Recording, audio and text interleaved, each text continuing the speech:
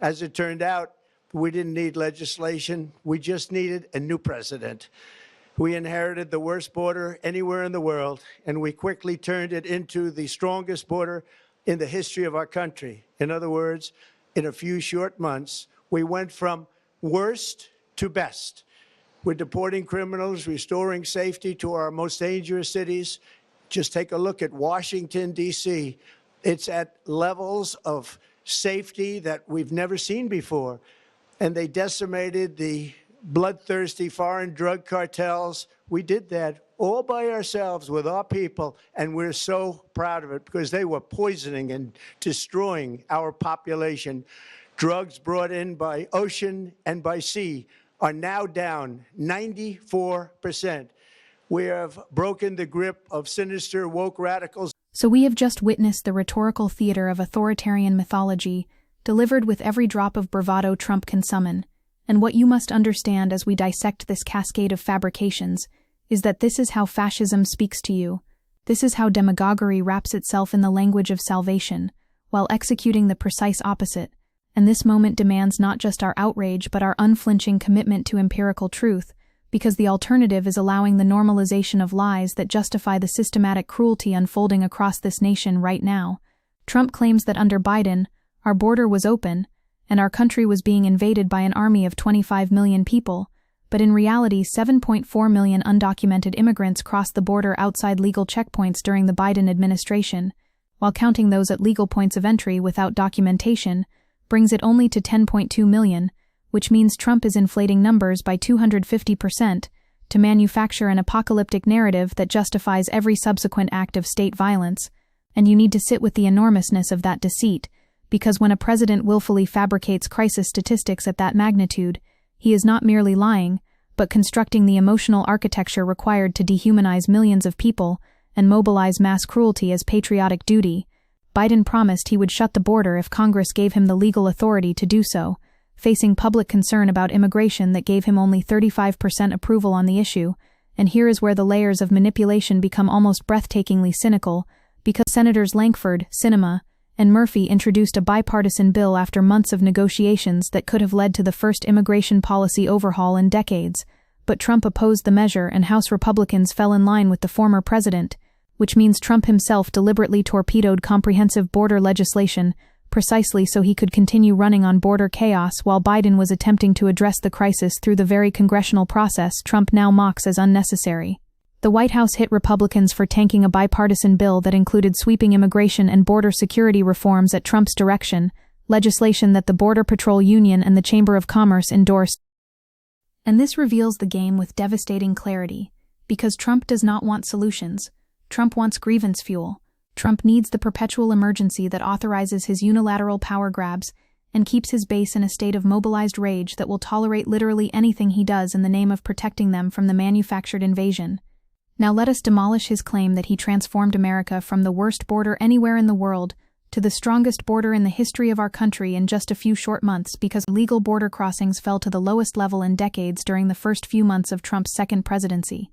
But here is what Trump will never tell you. Biden's June 2024 presidential proclamation resulted in a more than 60% decrease in encounters between May 2024 and December 2024, with November and December encounters at their lowest level since August 2020. The Trump administration can claim it has secured the border at this time, but these represent a continuation of trends established during the Biden administration. Trump inherited a border where crossings were already plummeting, because Biden had finally deployed executive authority after congressional Republicans sabotaged legislative solutions, which means the transformation Trump is bragging about was substantially accomplished before he even took office. Yet he stands before the American people and claims he alone manifested this miracle through sheer force of will and superior leadership, which is not governance but rather the propaganda technique of a strongman seizing credit for conditions created by his predecessor while rewriting history in real time. The deportation claims represent perhaps the most audacious fabrications in this entire performance, because Trump speaks of mass deportations and unprecedented enforcement as if these are established facts when Trump's administration claimed 135,000 removals, but the actual number was only around 72,000 removals. While the pace of deportations has increased under Trump, it's not clear the 500,000 figure from DHS press releases is accurate, as they provided no evidence or additional information and have not responded to repeated requests for data. This year's arrest pace is well short of the administration's goal of 3,000 arrests per day, as it promises to deport millions of people, though Trump has moved the numbers up compared to Biden.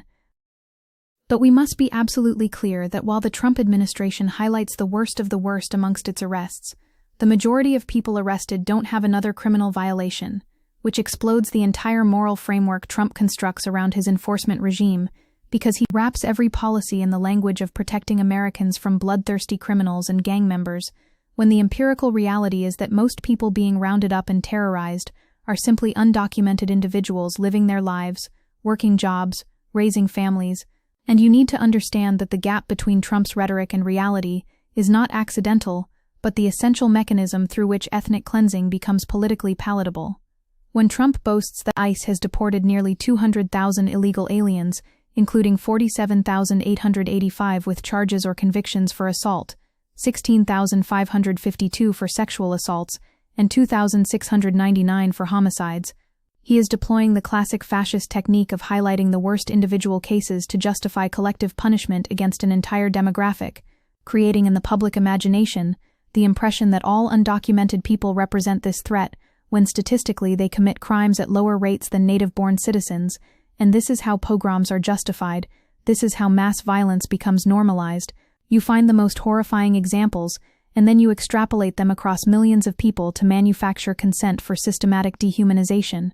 The Trump administration claims hundreds of thousands of illegal aliens have been deported, and over 2 million have self-deported, with an estimated 2 million having left voluntarily to avoid prosecution. But scholars remain deeply skeptical of these figures given the administration's consistent pattern of inflating statistics and refusing to provide verifiable data. And if we have learned anything from authoritarian regimes throughout history, it is that they lie about everything, especially the scale of their cruelty, because truth-telling would undermine the performance of strength and control. The claim about Washington, D.C. achieving levels of safety that we've never seen before is so spectacular in its falsehood that it almost requires a separate category of mendacity, because total violent crime for 2024 in Washington, D.C. is down 35% from 2023 and is the lowest it has been in over 30 years, with homicides down 32%, robberies down 39%, and armed carjackings down 53%,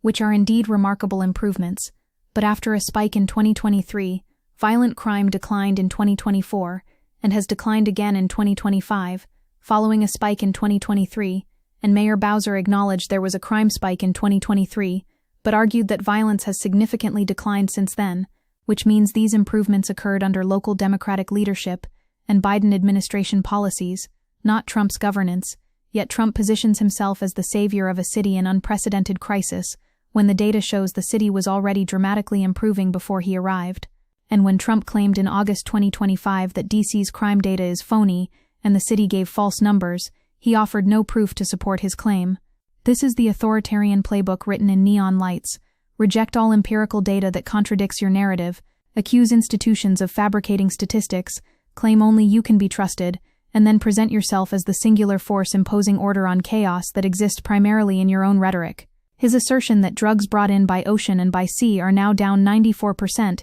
is the kind of specific fabrication that deserves particular scrutiny, because wildly precise statistics delivered without sourcing are a classic disinformation marker, and nowhere in the documented record can we find verification of this extraordinary claim. But notice how it functions rhetorically to paint Trump as having near miraculously solved the fentanyl crisis that has devastated communities across America, allowing him to position himself as protector-in-chief against foreign poisoners who were destroying our population. The reality is far more complex. Fentanyl seizures in November 2025 were 1,543 pounds, a 59% increase from October, with methamphetamine seizures up a 118%, and cocaine seizures up 40%, which suggests either increased trafficking or increased interdiction capacity, but certainly not a 94% reduction in maritime drug flows, and the fact that seizures are increasing rather than collapsing undermines the entire premise of Trump's claimed victory over cartels.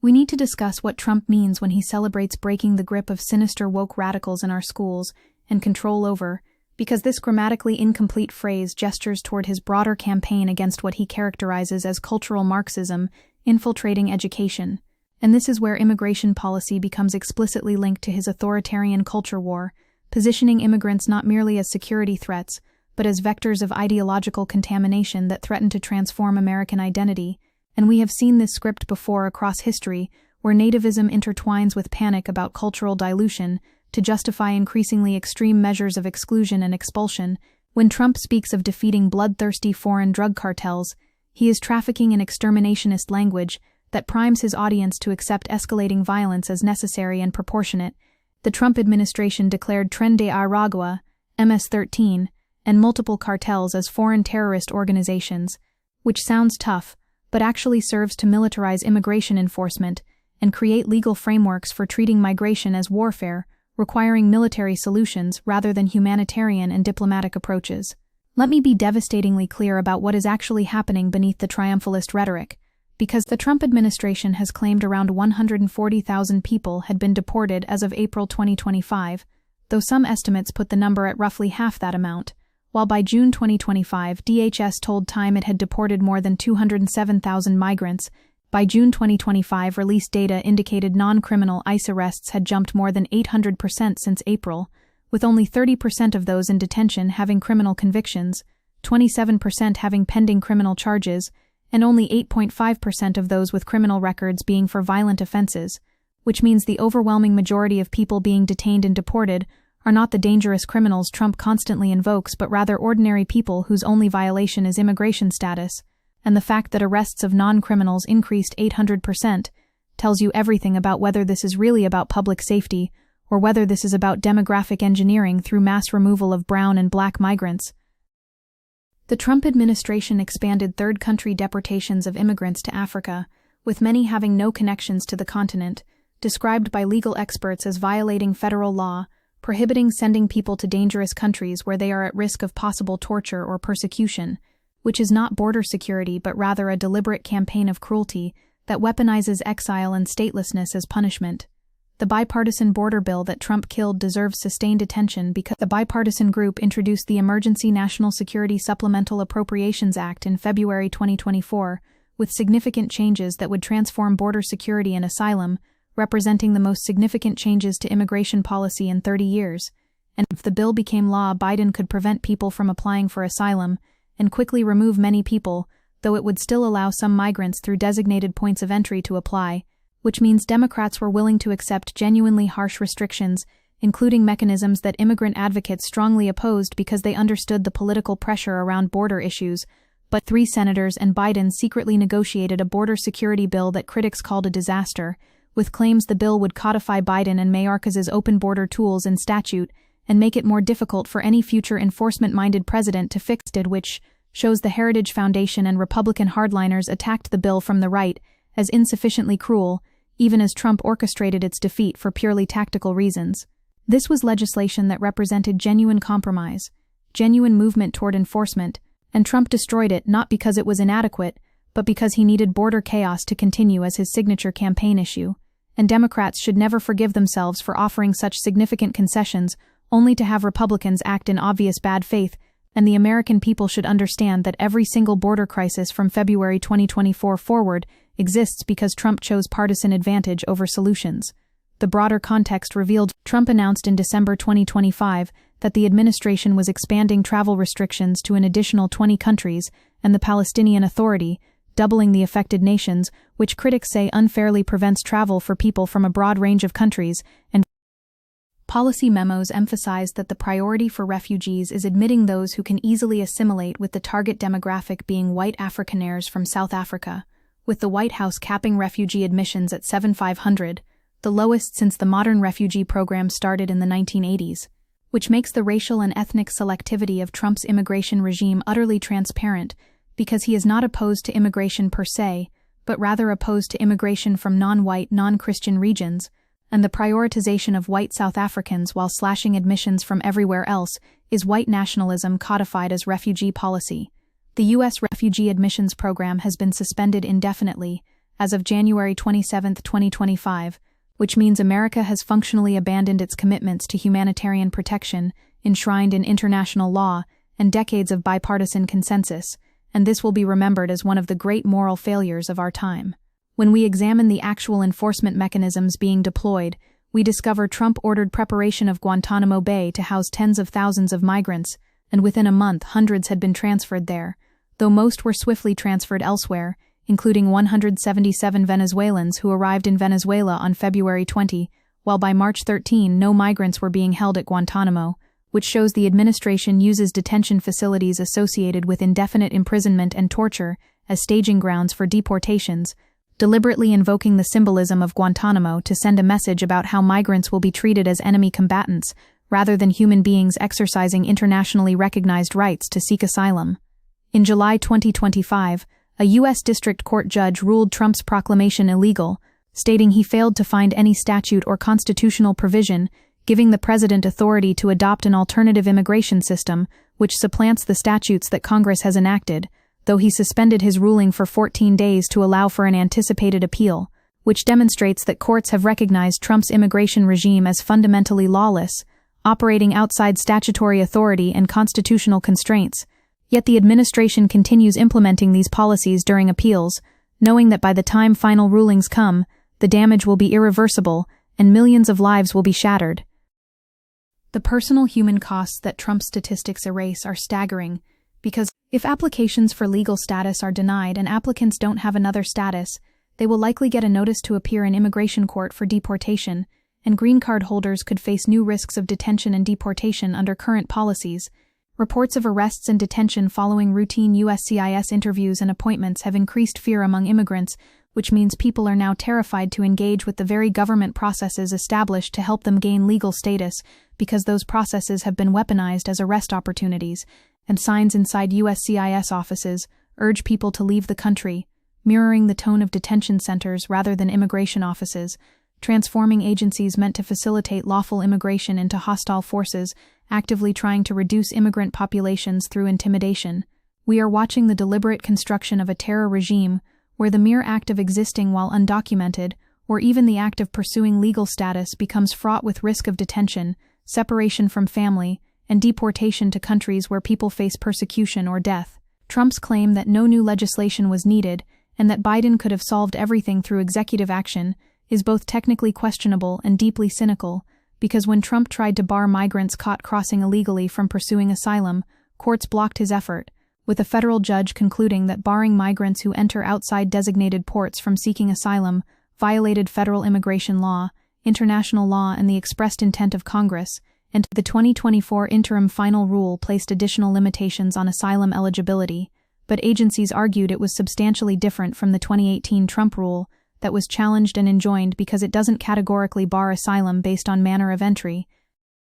which reveals that there are real legal constraints on presidential authority that Trump either ignored during his first term leading to court defeats or is once again ignoring in his second term, and the fact that Biden attempted executive action only after Republicans killed comprehensive legislation shows he was attempting to work within legal boundaries, while Trump's approach has consistently been to exceed statutory authority and dare courts to stop him. The notion that Biden possessed magic executive powers he refused to use is Republican propaganda designed to absolve their own obstruction, and the reality is that durable immigration reform requires legislative change precisely because executive actions can be challenged in court and overturned by future administrations, which is why Trump spent his first term watching his own immigration orders get blocked by judges who found them illegal. What is most profoundly disturbing about Trump's framing is how it personalizes immigration policy as a matter of presidential will rather than institutional capacity and legal architecture, because when he says we didn't need legislation, we just needed a new president, he is articulating a theory of governance that is fundamentally authoritarian, positioning himself as the singular force who can solve problems through sheer dominance, while dismissing Congress, courts, career civil servants, and legal constraints as obstacles rather than necessary components of democratic governance. This is how strongmen think. This is how autocrats operate. They tell you that all problems can be solved if you just give them enough power, and they tell you that anyone suggesting otherwise is weak or corrupt or deliberately sabotaging the nation, and the fact that Trump's supporters find this framing appealing rather than horrifying tells you how thoroughly anti-democratic sentiments have metastasized in conservative America. The border crisis became Trump's most potent weapon, not despite his sabotage of solutions, but because of it, and every Republican who voted against the bipartisan bill while simultaneously complaining about border chaos revealed their party's commitment to destruction over construction, grievance over governance, and power over policy. We cannot let Trump memory hole the fact that during Trump's campaign, he repeatedly promised to commence mass deportation operations in response to the border crisis, appointing Tom Homan as border czar to direct ICE, and with DHS cooperation, ICE began directing raids across the U.S., including major cities where large immigrant communities reside, which means the cruelty is the point, the terrorizing of communities is the point, the spectacle of force is the point. There has been an 83% decrease in migration toward the United States through Colombia, as thousands migrate south using dangerous alternative paths through remote areas, combined with USAID funding cuts causing a nutrition crisis among migrants in the region, while Haiti's president warned Trump's policies of blocking and deporting migrants could have catastrophic consequences for the country which cannot handle the influx. Trump's policies do not make migration safer or more orderly, but rather push desperate people into ever more dangerous routes where they are more vulnerable to exploitation, trafficking, and death. And the humanitarian catastrophe this creates in transit countries and countries of origin is simply externalized suffering that Trump can ignore because it happens beyond camera range, but make no mistake that the malnutrition, violence, and chaos his policies cause throughout Latin America and the Caribbean will generate more instability, more desperation, and eventually more migration pressure in a vicious cycle that can only be addressed through comprehensive regional cooperation, development aid, and humane processing systems, precisely the opposite of Trump's approach. The dishonesty about the legislative record is particularly galling when you realize Biden opened the border and created the crisis using only executive authority, not congressional authority, and he can end the chaos with the same executive authority without needing Congress, according to Heritage Foundation analysis. But this ignores that policies Biden replaced Trump's measures with failed to manage the southern border effectively, with encounters rising to 1.7 million in FY 2021, 2.4 million in FY 2022, 2.5 million in FY 2023, and putting the U.S. on pace for 3.1 million encounters during FY 2024. Before Biden's executive actions in June 2024 finally began reducing numbers dramatically, which suggests Biden actually needed both executive and legislative tools working in concert, but Republicans denied him the legislative component, while attacking him for not doing enough with executive authority alone. The bad faith is bottomless, the hypocrisy is shameless, and the human suffering generated by this political game-playing is incalculable. Yet Trump stands before the nation and presents himself as the hero who solved what Biden bungled, when the factual record shows Trump deliberately maintained the problem for political advantage, and Biden's late-stage executive actions actually achieved the reductions Trump is now taking credit for. This entire clip represents authoritarian propaganda at its most refined because it combines fabricated statistics, stolen credit for predecessors' achievements, apocalyptic framing of manufactured threats, eliminationist rhetoric toward vulnerable populations, and the promise that only Trump's unrestrained power can save America from dangers that exist primarily in his own narrative construction.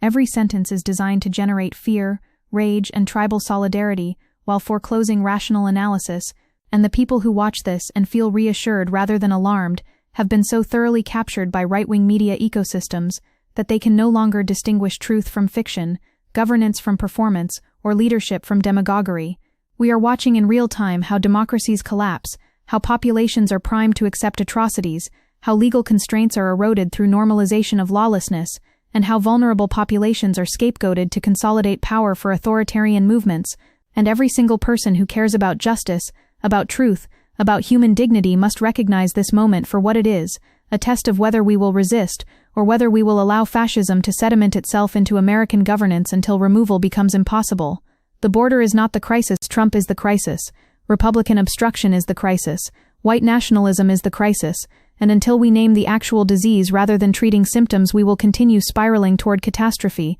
while Trump and his movement tell us the medicine is poison, and the poison is medicine.